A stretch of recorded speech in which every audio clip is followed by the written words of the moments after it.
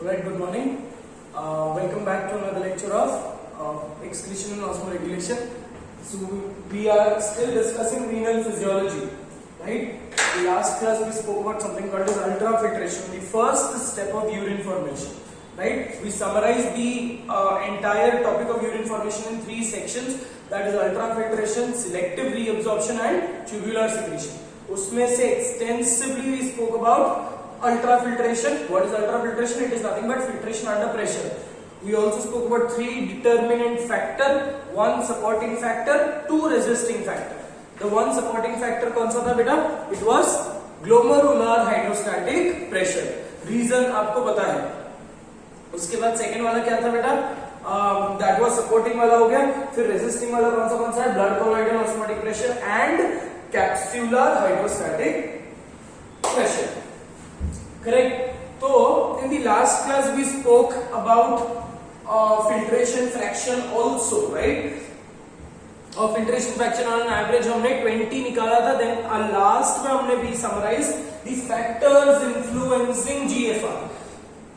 One of the major factor which is influencing GFR is decreased blood pressure होगा या increased blood pressure होगा?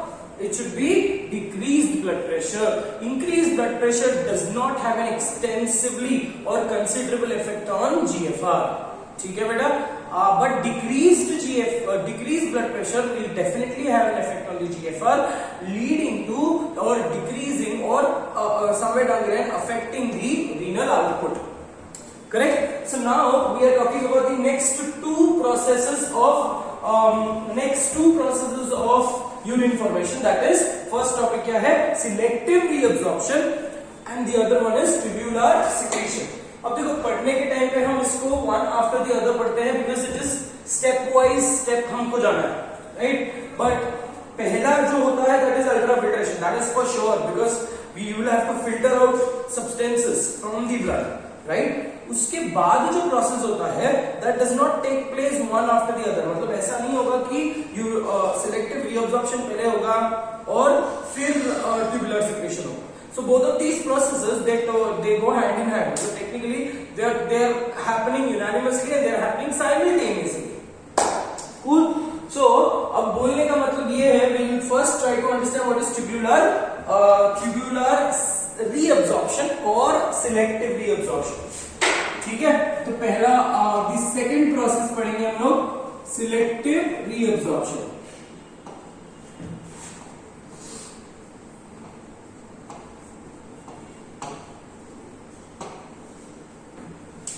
Now when you talk about selective, word बता रहा है selective reabsorption क्या बोल रहा है बेटा? जो चीजें ब्लड में, मतलब I told you glomerular filtration या ultra filtration is non specific. Correct. Filtration के टाइम पे हमको ये नहीं पता कि कौन से वाइटल कंपोनेंट्स हैं, कौन से यूजलेस कंपोनेंट्स हैं, right? Everything apart from the blood cells and your large size proteins are separated. Cool. But ये एक सिलेक्टिव प्रोसेस है जहां पे जहां पे all the vital components are reabsorbed. Correct. All those vital components like glucose, amino acids, क्या ये हमको यूजफुल है? ये सब चीजें अब्सॉर्ब होंगी. ग्लूकोज होगा, अमाइनो एसिड्स होगा, विटामिन्स अब्सॉर्ब होंगे unless and until there is excess of vitamins. Correct. Vitamins absorb होंगे, देन हार्मोन्स अब्सॉर्ब होंगे. Reabsorb, I will have to use the word reabsorb, I will not use the word absorb. Absorb में word digestion में use करूंगा क्योंकि single time absorption हो रहा है. ठीक है, ये रीअब्सॉर्ब हो रहे हैं. So technically बोलने का मतलब ये है it is a process which is enhancing or which is supporting the reabsorption of vital components, right? Calcium important है, बहुत सारे ऐसे vital components है जो important है. Now when you talk about in this particular diagram you can see ये जो arrow इस तरफ दिखाया है this is glomerulus और ये glomerulus का एक rough extension of the peritubular capillary network बनाया है, आप ये समझ लो. So when you talk about reabsorption, it is between the PCT and reabsorption is between PCT and the blood vessels, peritubular capillary network. Here PCT plays the major role in selective reabsorption. DCT भी role play करता है, but DCT has a minimum role in selective reabsorption. ठीक है बेटा. तो वो भी अपन detail में बात करेंगे, तभी आपको पता चलेगा कि पीसीपी का वैल्यू क्या है और डीसीपी की वैल्यू क्या है। So major selective reabsorption is taking place in PCT. Okay, so अब आप देख रहे हो कि यूरिक एसिड अब्सॉर्ब हो रहा है, ग्लूकोज अब्सॉर्ब हो रहा है, अमीनो एसिड्स अब्सॉर्ब हो रहे हैं, कीटोन्स अब्सॉर्ब हो रहे हैं, सोडियम, पोटेशियम, कैल्शियम अब्सॉर्ब हो रहे हैं। Now when you talk about this selective reabsorption का process, right, why is it very important? And on this particular point, water is also absorbed. Is water also an important nutrient of your body? बिल्कुल सही है, water भी हमको बहुत ज्यादा important है, right? So ultimately when you talk about the rough idea, जब मैं बात करता हूं कि कल हमने ये डिस्कस किया था कि 5 litre that is 5000 ml of blood को फिल्टर होने के लिए कितना टाइम लगता है बेटा? Approximately 4 minutes, correct. और एनसीईआरटी ये वैल्यू देता है, सो 500 ml फिल्टर करने के लिए 4 मिनट्स लगता है। सो ऑन एवरेज जब मैं पूरे 24 आवर्स के लिए कैलकुलेट करूंगा, so approximately how much blood is being filtered on an average for 24 hours. अब इसका कैलकुलेशन आप निकाल सकते हो, और निकालोगे तो भी आपको यही आंसर मिलने वाला है। For 24 hours approximately 1800 litres of blood is filtered. देखो किडनी की एफिशिएंसी कितनी स्ट्रॉन्ग है, right? For 24 hours 1800 litres of blood is filtered. ठीक है, 1800 लीटर्स ऑफ ब्लड अगर फिल्टर होगा तो उसमें से 180 लीटर ऑफ ग्लोमेरुलर फिल्ट्रेट बनता है। ये एनसीईआरटी की वैल्यूज है बेटा, ठीक है। इस डायग्राम में सब कोई भी वैल्यू याद नहीं करनी एक्सेप्ट फॉर 2, बाकी सब आपको जितना मैं बोर्ड पे लिख रहा हूं वो याद करनी है, ठीक है। सो 500 litres for 4 minutes, 500 ml for 4 minutes for 24 hours, 1800 liters of blood is filtered, उसमें से 180 liters of glomerular filtrate is being formed, correct? और out of these 1 liter अगर मैं कंपेयर करूं, इस 1 liter में से only यूरिन आउटपुट कितनी है? Urine output daily, urine output is 1 to 1.5 liter per day, ठीक। तो 180 लीटर पर डे, ठीक है। तो बोलने का मतलब ये है, अगर urine output 1.1 to 1.5 litre per day है एंड ग्लोमेरुलर फिल्ट्रेट कितना बढ़ रहा है, आप समझ सकते हो कि most of the things are being reabsorbed, right? So out of 180 litre directly 8 litre 1.5 litre बन जाता है।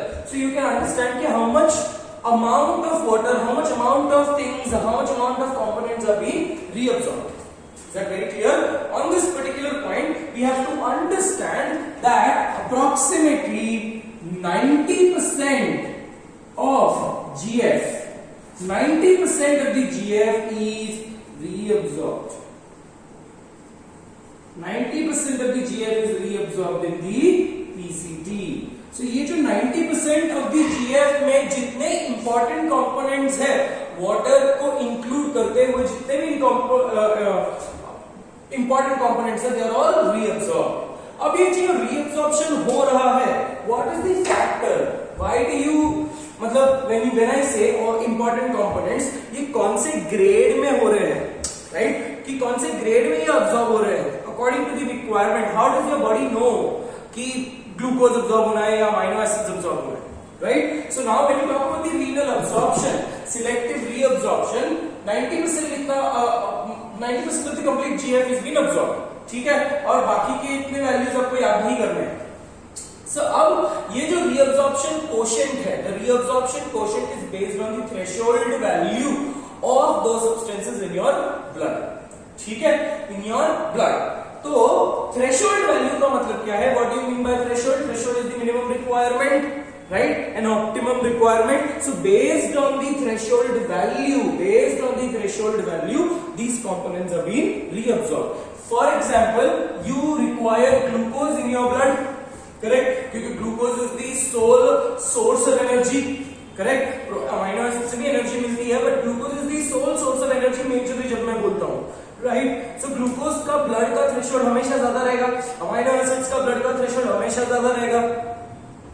राइट। यूरिया का थ्रेशोल्ड ज्यादा नहीं होगा, urea is a toxic substance, urea का थ्रेशोल्ड ऐसा कभी नहीं होता that your blood is devoid of urea, there will be small amount of urea always, right, पर उसकी भी थ्रेशोल्ड वैल्यू के हिसाब से होती है। सो यूरिया की थ्रेशोल्ड कम है, अमीनो एसिड्स का थ्रेशोल्ड ब्लड में ज्यादा है। So based on the threshold, मतलब ब्लड में कितना इनकी लेवल्स चाहिए, based on that particular threshold we have categorised the solutes, we have categorised the components in under 3 major divisions. ठीक है, ये बेसिक इंट्रोडक्शन था for the second topic. Okay, that is second section, selective reabsorption.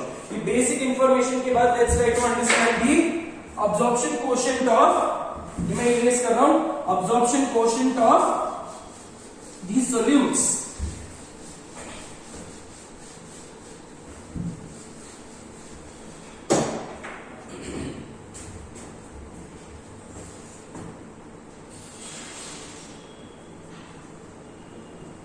absorption quotient of solutes। So based on the absorption quotient, we have categorized the solutes under 3 division। ठीक है, 3 division। पहले category को मैं बोलूंगा high threshold substances,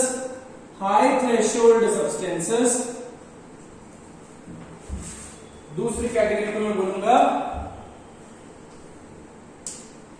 low threshold substances,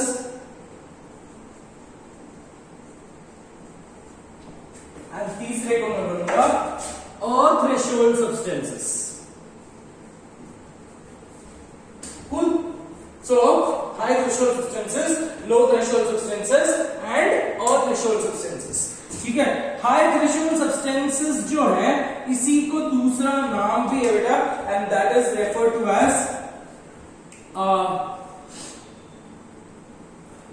zero clearance, also referred to as zero clearance component or value, also called as absorption maxima। absorption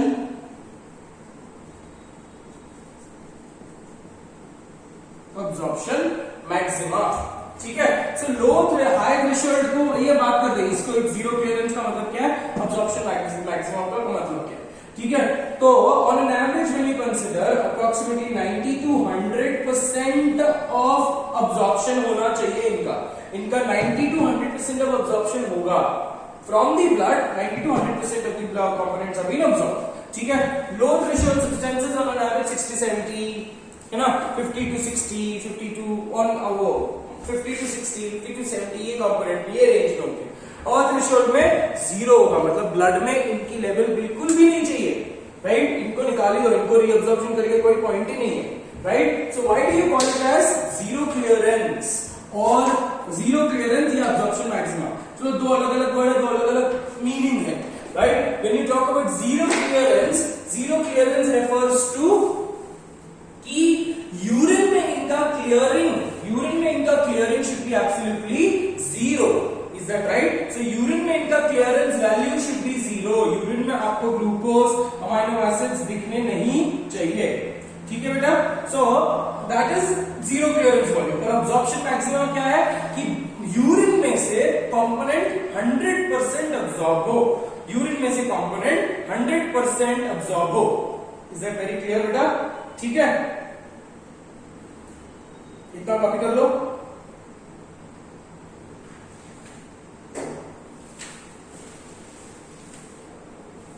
इतना copy कर लो बेटा।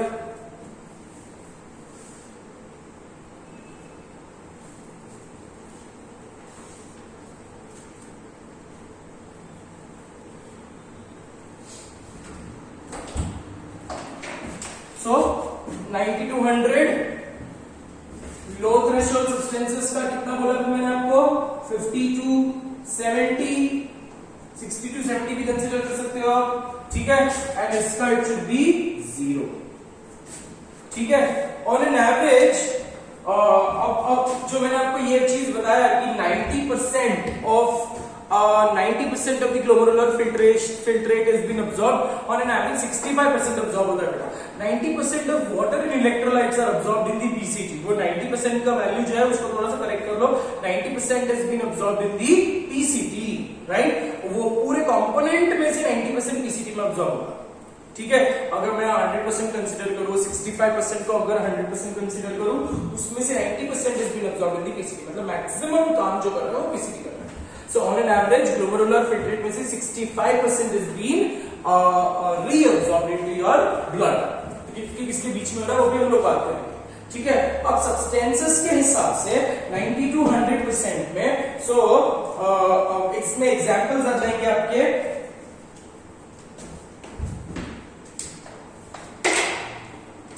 इसमें पहला एग्जांपल आएगा ग्लूकोज, अमीनो एसिड्स जिसका अब्जॉर्प्शन कोशेंट इज 100%. ठीक है, uric acid जिसका अब्जॉर्प्शन कोशेंट इज 95%. अब नाउ यूरिक एसिड के बारे में थोड़ा सा जानना है, right? Uric acid is considered to be a toxin, correct? Toxin बोलने का मतलब ये है कि यूरिक एसिड का हमारे बॉडी में कोई रोल नहीं है. Uric acid is a product of inosinic pathway. Uric acid urea से ही बनता है बेटा. ठीक है, बट ये यूरिक एसिड फिर क्यों रीअब्सॉर्ब हो रहा है? सो now when you talk about, वो डायग्राम में आपको दिखेगा कि यूरिक एसिड एक अलग सा तरीका यूज करता है. ठीक है, it first gets reabsorb. Uric acid देखो पहला रीअब्सॉर्ब होता है in the proximal part of the PCT. PCT का ए ये जो वाक्य है वो प्रॉक्सिमल पार्ट ऑफ पीसीटी है, और बी जो वाक्य that is distal part of PCT. Cool.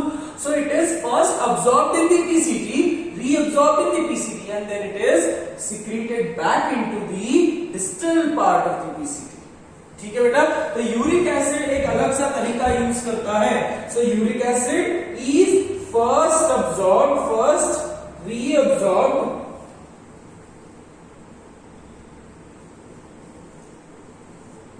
and then secreted back. समझ गया बेटा?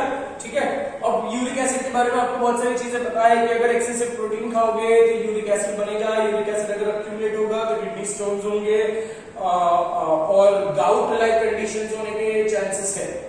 Is that right? और कंपोनेंट्स ले लेते हैं. HCO3 minus, PO4 minus 3. ये जो कंपोनेंट्स है इनका जो थ्रेशोल्ड वैल्यू है दैट इज मोर देन 90. ठीक है बेटा, very clear? Okay, the next component जो हम लोग बात करेंगे on an average that is low threshold substances. और लो थ्रेशोल्ड सब्सटेंसेस में आते हैं यूरिया. यूरिया का threshold value is 50%. So urea भी रीअब्सॉर्ब होगा, बट कुछ अमाउंट में यूरिया रीअब्सॉर्ब होगा. उसके बाद आते हैं सॉल्ट्स. सॉल्ट्स का अब्जॉर्प्शन कोशेंट इज 50 to 60, और in some books it is given 60 to 70 also. So salts का अब्जॉर्प्शन कोशेंट जो है that is 50 to 60 on an average. Okay, 50 to 70 consider किया जा सकता है, but it is absolutely okay. और थ्रेशोल्ड सब्सटेंसेस में आते हैं एक बहुत ही important component called as creatinine. Creatinine के बारे में हमने बात किया था. क्रिएटिनिन इज वन कंपोनेंट जो creatinine levels of the blood is indicative of kidney disease. Creatinine levels should be 1.1 to 1.5 mg per dl in your blood. ठीक है, बट अगर ये 1.5 से इंक्रीज होते जाते हैं, right, so it is indicative कि किडनी डिस्फंक्शन होने के चांसेस है. ठीक है, क्रिएटिनिन है, हिप्यूरिक एसिड है, creatinine, hippuric acid, benzoic acid etcetera. ठीक है, सो ये जो कंपोनेंट्स है, these metabolic components are not reabsorbed at all. Are we understanding this much? Okay, these components are not reabsorbed at all, but instead वो secrete back तो होंगे. Is that very clear बेटा? So reabsorption, selective reabsorption में हमने discussed high threshold substances, low threshold substances and all threshold substances. High threshold substances में we discussed glucose, amino acids, uric acid. ये uric acid अलग सा तरीका HCl और threshold में uric acid, benzoic acid and creatinine. Is that right? So इतना आपके notes में ऑलरेडी ये चीजें लिखी हुई है, ठीक है। सो ये अकॉर्डिंग टू दी लेवल, मतलब ब्लड में बहुत ज्यादा लेवल ऑफ ग्लूकोज चाहिए, ब्लड में बहुत ज्यादा अमाउंट ऑफ अमाइनो एसिड्स चाहिए, ठीक है। Now here one important component factor which you need to remember is something called as renal threshold for glucose, ठीक है।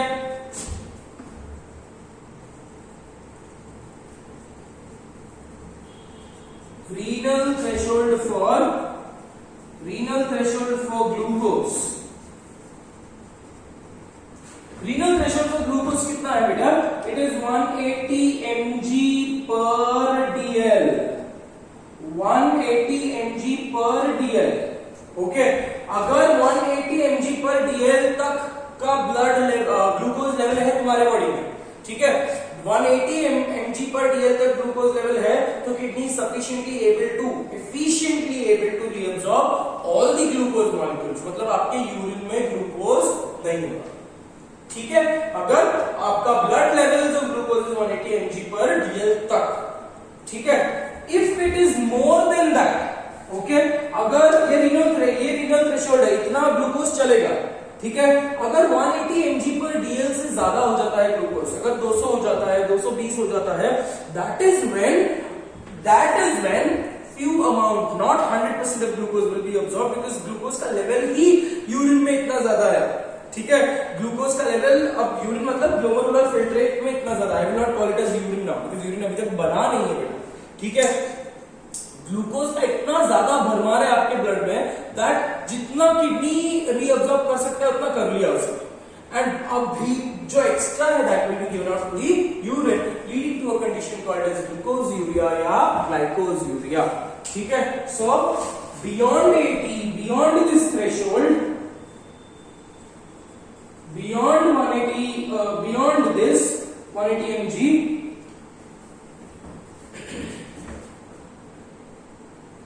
glucose will be seen in the urine. Glucose is seen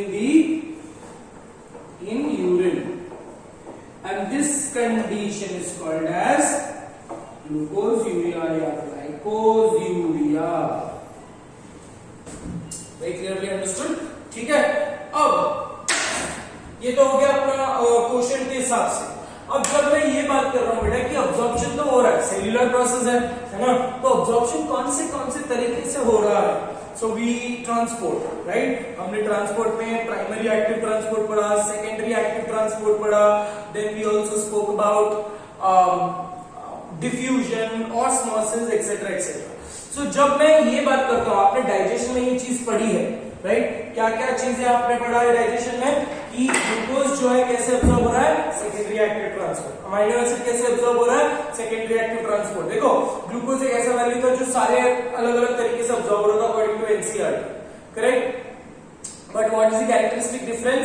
when glucose has to be absorbed, it has to be absorbed by secondary active transport with the help of certain carriers like sodium, ठीक है। Amino acid भी secondary active transport, so glucose, amino acid, ये जो components हैं secondary active transport से absorb होंगे, ठीक है। Cl- डिफ्यूजन से अब्सॉर्ब होगा, ठीक है, Cl- डिफ्यूजन से अब्सॉर्ब होगा। सेम एग्जैक्टली तुमने डाइजेशन में जो पढ़ा ना वही एग्जैक्टली याद करना है, is that right. Sodium and potassium ये प्राइमरी एक्टिव ट्रांसपोर्ट से होंगे, right, sodium potassium pump. Now when you talk about this sodium potassium pump, अब सोडियम पोटेशियम पंप को एटीपी की रिक्वायरमेंट है, और एटीपी देखो यहाँ पे जो सोडियम पोटेशियम अब्सॉर्ब हो रहे हैं, या यहाँ पे जो सोडियम अब्सॉर्ब हो रहा है specifically, because we need sodium majorly, हमको एक्स्ट्रा सेलुलर फ्लूइड में सोडियम चाहिए, राइट। तो सोडियम भी अब्सॉर्ब होगा, पोटेशियम एक्सक्रीट होगा, तो ये जो प्रोसेस है that requires sodium potassium pump, and sodium potassium pump requires ATP. अब एटीपी अगर चाहिए तो मेरे को चाहिए mitochondria, right? So a special adaptation is seen in the cells of the PCT. A special adaptation is seen in the cells of the PCT. वो क्या है? In the basolateral surface. PCT का जो ट्यूब है उसका बेजोलैटरल जो surface है, that basolateral surface, PCT दिख रहा है आपको, उसका basolateral surface is सरफेस के जो सेल्स है, they have large number of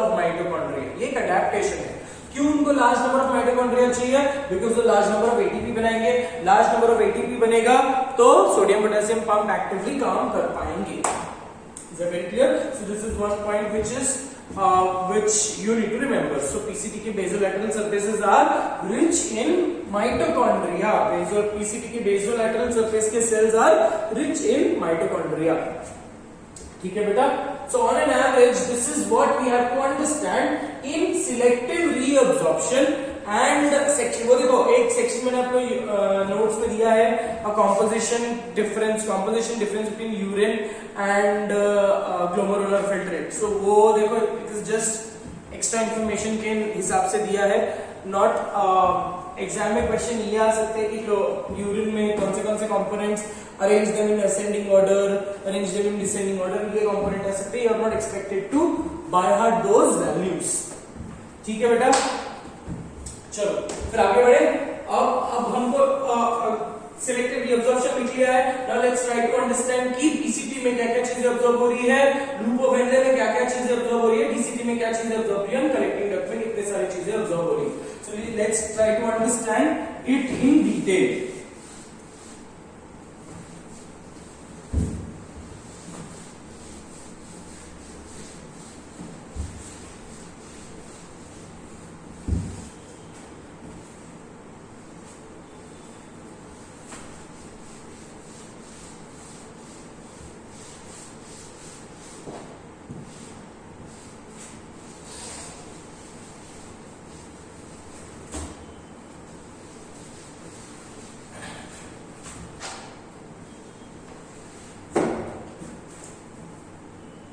पहला ले लेते हैं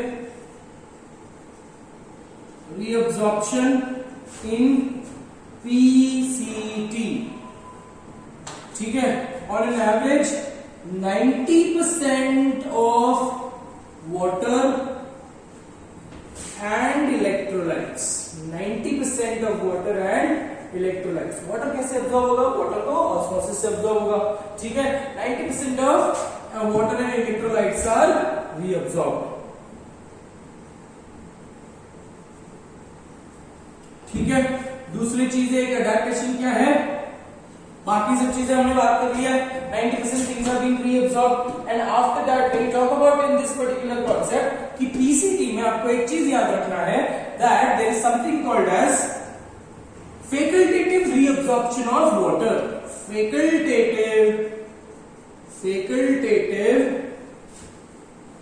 My mistake, I'm so sorry.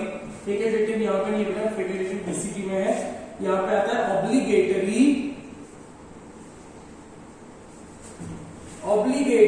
reabsorption of water. ठीक है. obligatory reabsorption of water क्या है? compulsory reabsorption. obligatory का मतलब क्या? compulsory. obligation मतलब होना ही है. ठीक है. obligatory reabsorption of water इसका मतलब क्या है? जब सोडियम अब्सॉर्ब होगा तो उसके पीछे वाटर भी अब्सॉर्ब होगा. Very clear. तो obligatory reabsorption of water. obligatory ये डेफिनेशन लिख लो. obligatory reabsorption of water का मतलब क्या है? on an average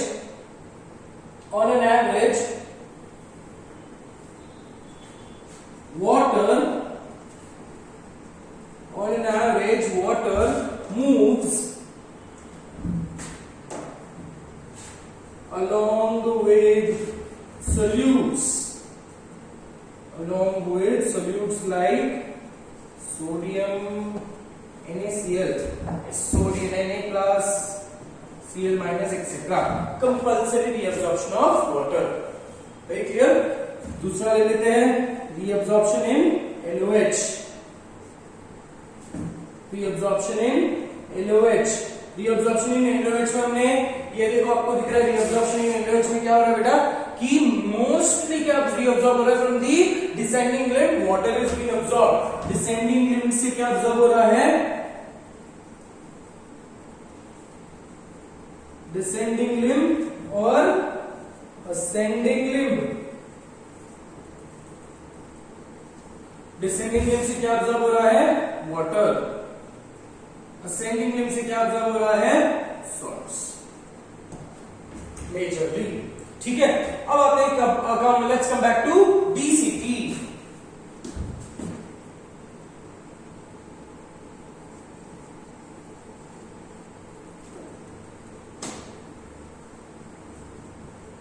reabsorption in DCT, ठीक है, CT। सो रीअब्जॉर्प्शन यहां पे क्या हो रहा है, reabsorption is only with respect to semi conditioned reabsorption बोलेंगे बेटा, ठीक है, conditioned reabsorption. Now when you say conditioned reabsorption, conditioned reabsorption का मतलब कोई कंडीशन, कोई स्पेशल टाइप की कंडीशन से वो काम कर सकता है, right. And what is the special type of condition, certain hormones. यहाँ पे only 5 to 6% of the water is being reabsorb, naturally इतना ज्यादा अब्सॉर्ब नहीं होता, only 5 to 6% of water is being reabsorb, ठीक है। सो यहाँ पे हो रहा क्या है, द कंडीशन इज रिक्वायर्ड। यहाँ पे कंडीशन क्या है, ADH हो सकता है, ADH is anti diuretic hormone, या हो सकता है certain other hormones like aldosterone, right, जो DCT पे एक्ट करेंगे, राइट। सो यहाँ पे जो रीअब्सॉर्प्शन हो रहा है दैट इज फैसिलिटेटेड या facultative reabsorption of water. Exam में ये हायर लेवल का कंसेप्ट है, जनरली तो नहीं पूछेंगे, पर आपको ये याद रखना है कि ऑब्लिगेटरी रीअब्सॉर्प्शन कहां पे हो रहा है, इसका देखो बच्चे ये वर्ड सुन के डर जाते हैं, राइट, और वर्ड में कुछ भी नहीं है, ऑब्लिगेटरी वाटर का रीअब्सॉर्प्शन PCT में होना ही है। और अगर मैं इधर कंडीशन बोल रहा हूं तो इसका मतलब क्या है कि according to the condition requirement होगी, कंडीशन रीअब्सॉर्प्शन होगी। And according to the condition आने के लिए मतलब टेक्निकली योर बॉडी की physiological activity should be good, right. So your hormones should be produced adequately, right. So यहां पे जो अब्जॉर्प्शन हो रहा है, अब्जॉर्प्शन ऑफ वाटर हो रहा है, that is facultative reabsorption of water, facultative reabsorption of water. What is that facultative reabsorption of water? कि एक फैसिलिटी है ADH। ADH अगर बॉडी में वाटर लेवल्स बहुत कम है, एंटी डायूरेटिक हार्मोन है ना, एंटी मतलब अगेंस्ट, डायूरेटिक मतलब डबल यूरिन मतलब excessive urine, uretic anti diuretic hormone मतलब ऐसा हार्मोन जो डायूरेसिस मतलब एक्सेसिव यूरिनेशन को लिमिट करे। इट कैन लिमिट और it can control excessive urination, it can reduce excessive water loss in the urine, ठीक है। तो ADH का काम क्या है, पानी को सेव करना। अब ADH क्या करता है, ADH is a protein hormone, correct. So ADH binds on the receptors of the cells of the DCT।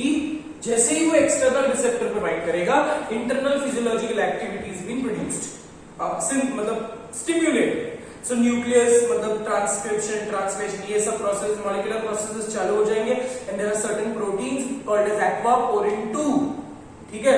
जैसे ही ADH, वापस बोल रहा हूं, वापस सुन लो, कि जैसे ही ADH binds on the cells of क्या बोला मैंने, सेल्स, माय मिस्टेक, जैसे ही ADH binds on the receptors of the cell receptors of the DCT, जैसे ही वो उस रिसेप्टर्स पे बाइंड करेंगे, internal physiological activity that is molecular processes चालू हो जाएगा, and there will be synthesis of certain channel proteins called as aquaporin 2.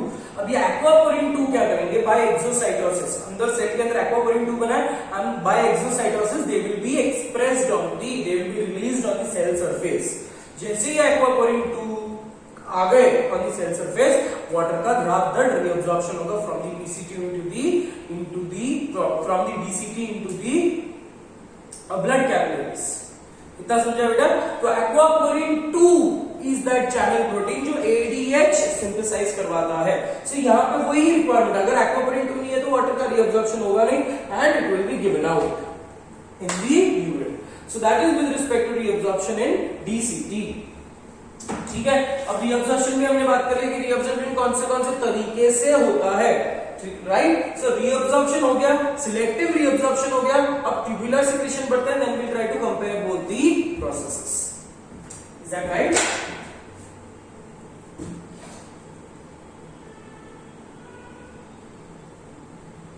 Okay,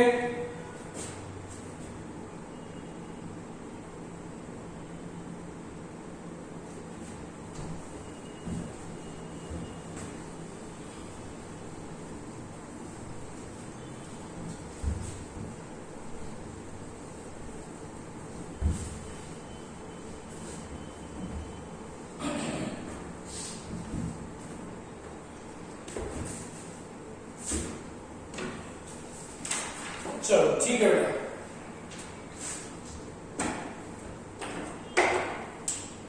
The next topic, the third topic which we talk about is tubular secretion. Tubular secretion. अब जो tubular secretion हो रहा है, the location of tubular secretion is everywhere in the entire renal tubule. In the entire renal या nephric tubule. ठीक है, नाम बता रहे थे ट्यूब्यूलर सिक्रीशन। ट्यूब्यूलर सिक्रीशन मतलब ट्यूब्यूल्स के अंदर चीजें सिक्रीट बैक हो रही है। ठीक है, अब आई टोल्ड यू रीअब्जॉर्प्शन में तो वाइटल कंपोनेंट्स अब्सॉर्ब हो रहे हैं, करेक्ट, बट ब्लड में ऐसे कुछ सर्कुलेटिंग कंपोनेंट्स होंगे जो हमारे बॉडी को यूजफुल नहीं है। फॉर एग्जांपल, इफ आपने एक्सपीरियंस किया होगा, if you are on a very high dosages of antibiotics, अगर आप कोई दवाइयां कंज्यूम कर रहे हो, पैरासिटामोल कंज्यूम कर रहे हो, या फिर कोई भी टाइप की मेडिसिन कंज्यूम कर रहे हो, या फिर आप excessively vitamin B complexes consume कर रहे हो, so these components are absolutely toxic. ये वेस्ट है, बी कॉम्प्लेक्सेस नहीं है बट वेस्ट है, वो काम के नहीं है, right. When you talk about tech any type of drugs, वो ड्रग्स को कोटिंग होती है टाइटेनियम ऑक्साइड की, है ना। वो अगर आप मेडिसिन देखो तो मेडिसिन पे वो लिखा हुआ था it is coated by natural dye, not natural but then it is coated by special type of dye और something like that, and this dye are technically useless, right. वैसे एक और डाई हम एंजियोग्राफी के टाइम पे use करते हैं, that is फ्लोरेसिन, right. OCT के टाइम पे हम यूज करते हैं, आंखों की सोनोग्राफी के टाइम, आंखों की सीटी स्कैन के टाइम पे भी हम ये यूज करते हैं, एक डाई यूज करते हैं फ्लोरेसिन। सो within 5 minutes that fluorescent has to be eliminated from your kidney, correct। so बोलने का मतलब ये है some components which escape, some components which are still present in the blood, they are secreted back into the nephric tubule। अब उसमें क्या क्या चीजें आएंगी, certain components like uric acid, benzoic acid, penicillin, antibiotics, paracetamol etcetera etcetera, ठीक है। सो जो भी तुम्हारे यूजलेस कंपोनेंट्स है, they have been secreted back into the nephric tubule। देखो दोनों का डायरेक्शन उल्टा है, कंपेयर करेंगे हम, ठीक है। सिलेक्टिव रीअब्जॉर्प्शन का डायरेक्शन क्या है बेटा, from the nephric tubule to the PTC. PTC मतलब peritubular capillary network, whereas tubular secretion का प्रोसेस और ट्यूबुलर सिक्रीशन का जो डायरेक्शन है वो उल्टा है, ठीक है। अब उल्टा डायरेक्शन बोलने का मतलब it is from the blood into the nephric tubule. So direction उल्टा है दोनों का, ठीक है। अब वो कंपोनेंट्स हम लिख लेंगे। ट्यूबुलर सिक्रीशन क्या है, एक्सेस टॉक्सिन्स एंड हार्मफुल और useless components are secreted back into nephric tubule, secreted back into the nephric tubule, ठीक है। और ये जो components है, all of these components are being transported into the nephric tubule by active transport हमेशा, ठीक है। Whereas सिलेक्टिव रीअब्जॉर्प्शन में प्राइमरी एक्टिव ट्रांसपोर्ट भी हुआ, सेकेंडरी एक्टिव ट्रांसपोर्ट भी हुआ एंड पैसिव ट्रांसपोर्ट भी हुआ, डिफ्यूजन ऑस्मोसिस भी हुआ, बट यहाँ पे it is always taking place by active transport. कौन सी चीजें रीअब्जॉर्ब, कौन सी चीजें सीक्रेट बैक हो रही है, drugs like penicillin,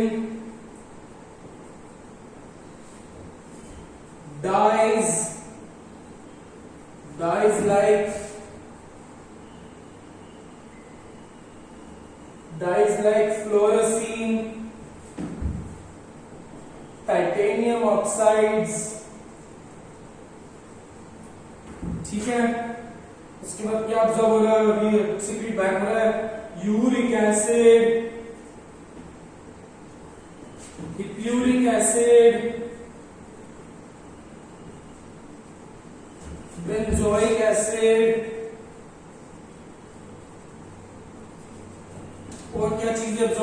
secret back हो रही है।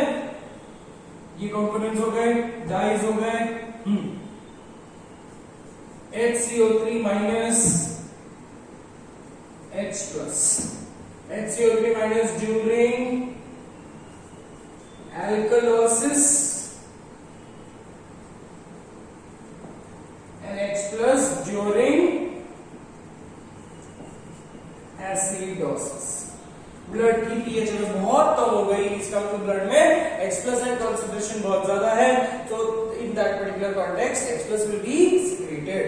अगर HCO3 माइनस बहुत ज्यादा है, इसका मतलब अगर ब्लड एल्कलाइन कंडीशन में चला गया है, तो that in that particular case HCO3 minus been secreted back. इतना समझ गया बेटा? ठीक है, इतना याद कर लो।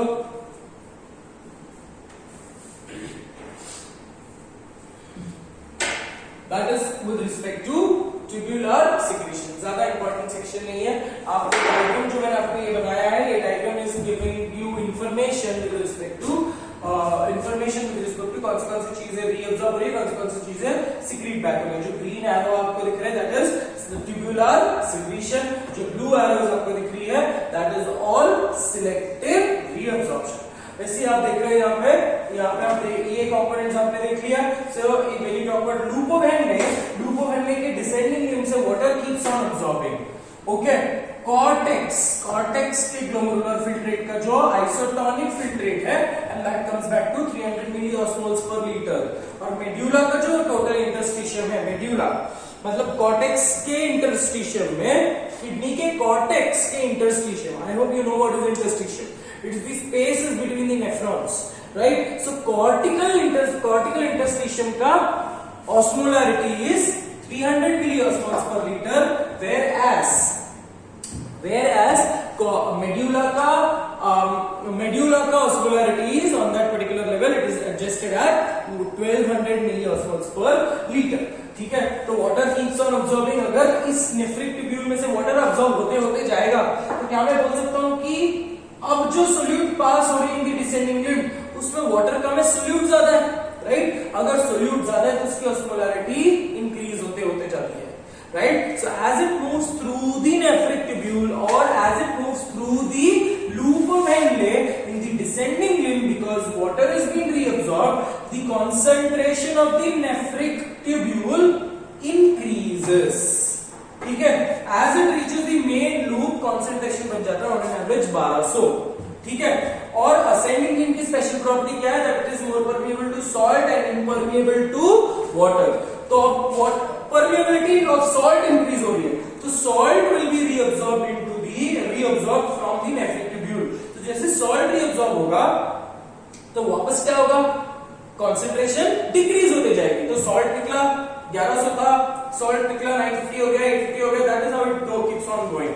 सॉल्ट निकलते जाता it becomes 200, it becomes 100 as it reaches the DCT, right? इसीलिए यहाँ पे हमने लिखा है हाइपोटोनिक फिल्ट्रेट। यहाँ पे आइसोटोनिक फिल्ट्रेट, यहाँ पे हाइपरटोनिक फिल्ट्रेट एंड यहाँ पे hypotonic filtrate. Again, when it comes back to the major portion of DCT and connecting duct, it becomes isotonic once again. So ये process जो है keeps on going. This is a continuous process जो चलते ही रहेगा if your kidneys are functioning very well. ठीक है? So let's try to compare.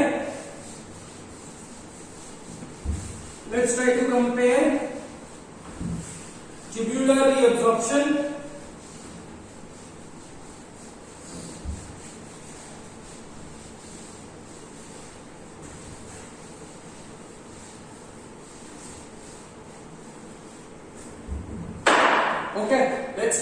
tubular reabsorption versus tubular secretion। ठीक है,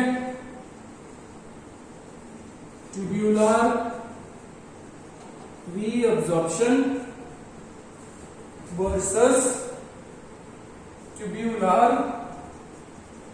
secretion।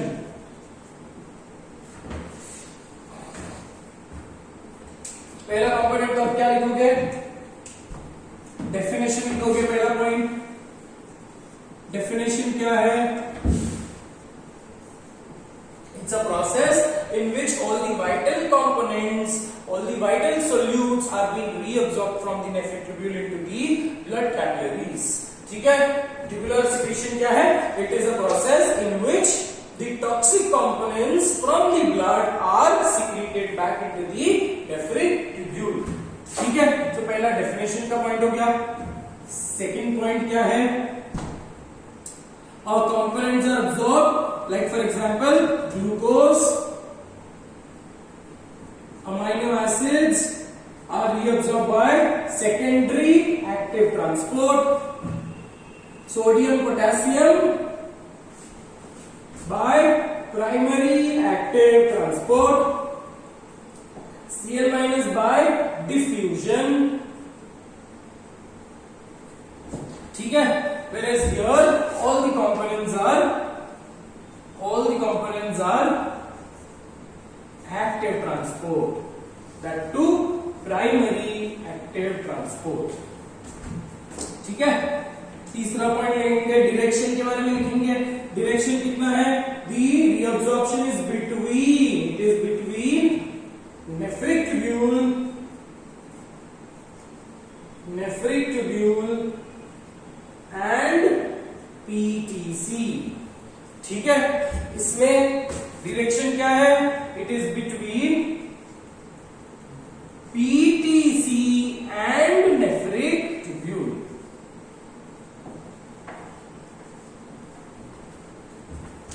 ठीक है, इतना मेजर पॉइंट्स आपको समझ गया है.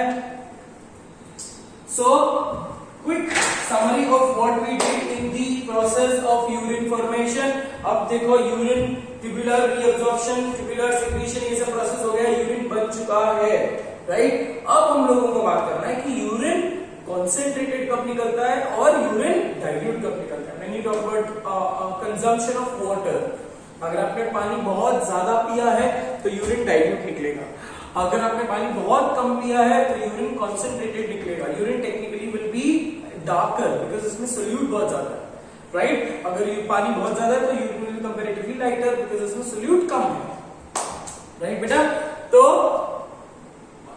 that was all with respect to the renal physiology. With respect to urine formation, we still have to talk about concentration. We still have to talk about osmoregulation. मतलब हमारा जो section with respect to excretion खत्म हो गया. अब हम बात करेंगे, we are jumping into osmoregulation. ठीक है. I am supposed to give you a chart of hormones, but मैं सोच रहा हूं कि वो नेक्स्ट क्लास में ही चालू करें, बिकॉज वो हॉर्मोन्स, जैसे ही हम हॉर्मोन्स पढ़ेंगे और तुरंत उस हॉर्मोन्स के बाद we will try to understand the process of osmoregulation. ठीक है, तो let's take this particular topic in the next class. ठीक है, so in the next class we will start with hormones of tubular secretion and tubular reabsorption. इतना समझा बेटा? Okay, that is all for today. Thank you so much for your patience. Keep studying, पढ़ते रहो. और आपके इस topic का test will be on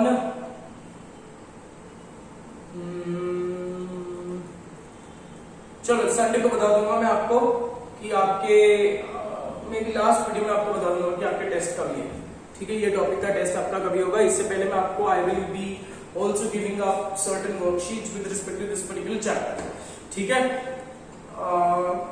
that is all for today. Take care of yourself and stay home, stay safe. Thank you so much.